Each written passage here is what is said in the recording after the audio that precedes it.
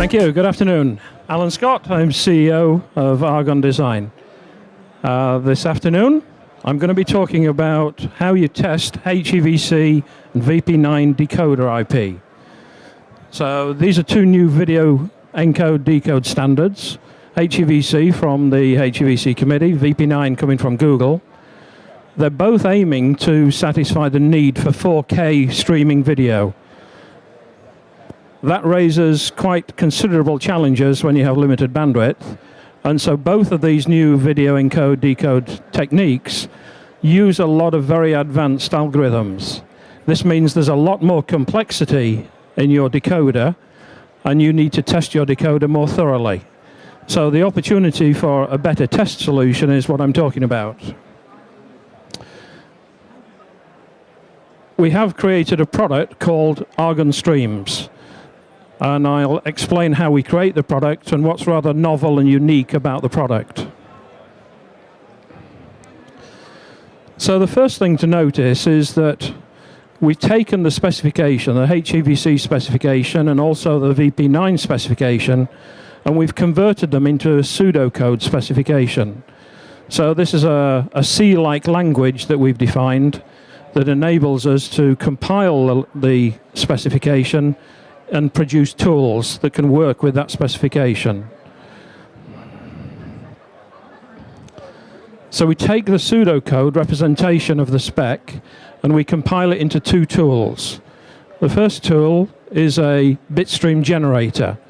So this is a piece of software that will automatically generate bit streams given the specification and a set of random, pseudo-random guided numbers. The second tool is a coverage tool which measures the coverage. So given all those ranges of pseudo-random numbers, the coverage tool will work out and make sure that we've covered all the possible combinations, all the possible ranges of those random numbers being fed into the bitstream generator. So we can measure the performance of the bit streams. The diagram will show it a little bit clearer, I think. So we start over here with the specification. We take that and convert it into a pseudocode specification, and then the Argon compiler produces either a bitstream generator or an Argon coverage tool. Bitstream generator is fed with directed random numbers. That produces a set of streams. The streams are then verified by feeding them back into the reference decoder. So this is quite interesting because in HEVC, the standard is the specification. It's a written text document. Whereas for VP9, the standard is the reference decoder. So it's a piece of software that Google have produced, and they are making that the master standard. So although for the two standards we have different starting points, the process is the same. And what you notice is there's actually a feedback path around this loop to make sure that the specification agrees with the reference decoder and it agrees with Argon streams. So the process that we're applying eradicates any possibility of differences between the specification and the sample code. The coverage tool then takes the Argon streams, compares them against this specification again. So again, we're verifying right back to the written specification. The coverage tool will then report and produce an output that tells us what percentage coverage we've got on all the various aspects of the standard. So that report will include every equation in the core specification, so every equation, every branch of the specification. So we have very good branch coverage, so we can guarantee that we've covered all the branches in the specification.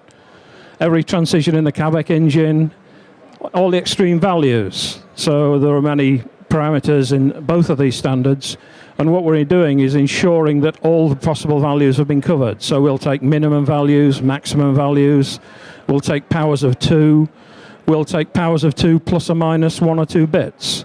So we're looking around at the most interesting values in a decoder and making sure that your decoder is going to work with all of those ranges of values. And the output is a coverage report. And the coverage report has various views in it. And it's probably easiest if I show you some samples. So this is the opening page of the coverage report. You can see that it's got 100% coverage in each of the 4 areas: the branch coverage, range coverage, value coverage, cross coverage. I'll talk a little bit more about those detail. The interesting thing to note is that on the left-hand side, we have an expandable list of all of the tests that we've conducted. On the right-hand side, we'll have a copy of the specification. So those of you who are familiar with the HEVC spec will recognize it quite straight away. That is the HEVC specification. But what we've done is we've included hot links between the specification and the test coverage on the left-hand side. So given a line of maybe an equation or a section in the HEVC specification over on the right side, you can immediately find which of the test streams was involved in testing that part of the specification. So you've got a very good traceability between the test coverage and between the specification. The right-hand side, the left-hand side can all be expanded, and so you can see here that this particular variable, we've tested the minimum value of 0, the maximum value of 64. We'll have tested a few other values in between as well, because as I said earlier, the numbers are statistically generated. They're kind of randomly generated, but we do control the distribution of that random generation, so we can make sure that we cover the important points. And then just here, there's a tooltip that tells you which test stream was actually involved in doing those tests. So if you start to find problems when you're testing your decoder, you can break the process down and you can identify a single stream that's maybe testing a particular part of your RTL that implements a particular part of the standard. This is an expanded view of the right-hand side showing how the equations are linked. So the underlining means that you can go off and look at the left-hand side and see where it came from. In terms of range coverage, this is interesting because there's a possibility in HEVC that you can generate intermediate values in the pipeline that might exceed regular numbers. So there's a good example here where we're just out over a 16-bit number.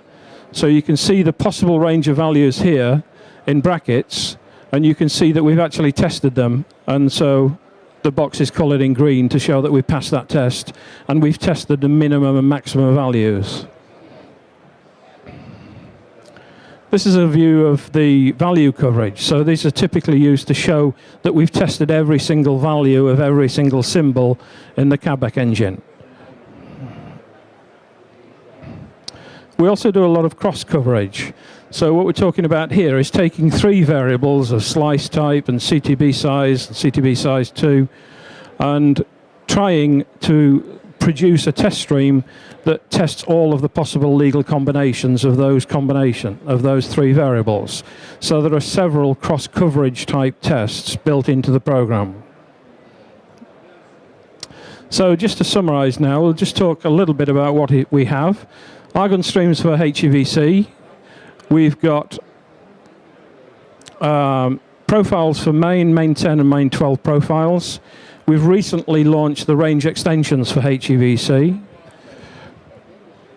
Sorry, excuse me, the phone would go off. So we've got main 10 422, main 12 422. We haven't done main 12 444 yet because the standard is still moving and is still evolving a little bit. We've already produced the test streams, but we haven't yet released them. We're waiting for the the specification to stabilize a little bit. There are individual sets of bit streams for each of these profiles. So if you're doing a particular level of encoder, maybe at the moment you're just doing a main and main 10 decoder, then you'd only use those bit streams that are applicable to your decoder. One of the issues that I mentioned earlier was that the process eliminates mistakes and eliminates errors and differences between the specification and the reference code. So HM11 and HM14 refer to the reference code samples that the committee has produced, and we have found a number of mistakes and differences. And so what we also provide is a patched version of that reference code so that you can see the bugs that we fixed to make that reference code match the specification. In total, we've been working on these streams for over a year now, and over that year we found 85 errors and mistakes in the standard and the reference code. And we fed them all back into the committee so that they can incorporate them. But they haven't quite finished that incorporation process and that backfill process. So there are still a few little bugs in those reference codes. The VP9 situation is slightly different in that the reference code is the standard, and so we're working with Google to eliminate errors between the specification and the reference code, but in each case we're trying to maintain the reference code as being the master standard. You can see here the typical screenshot, and you can see that it's a numerical representation. It's not encoded video as you'd normally expect. It's a mathematically generated set of numbers. And we have a number of very good endorsements from leading IP vendors. So you can see press releases for all of these companies on our website where they've been saying very kind things about us. So a quick summary, HEVC, all the profiles are supported.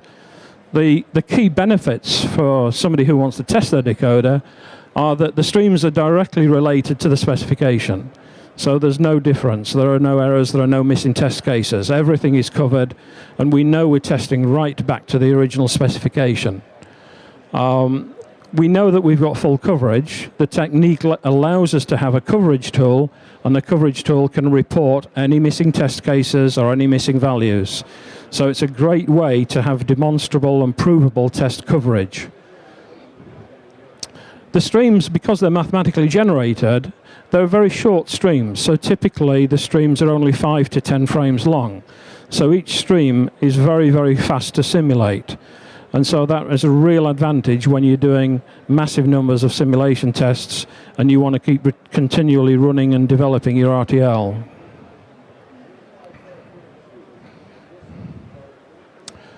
So thank you very much.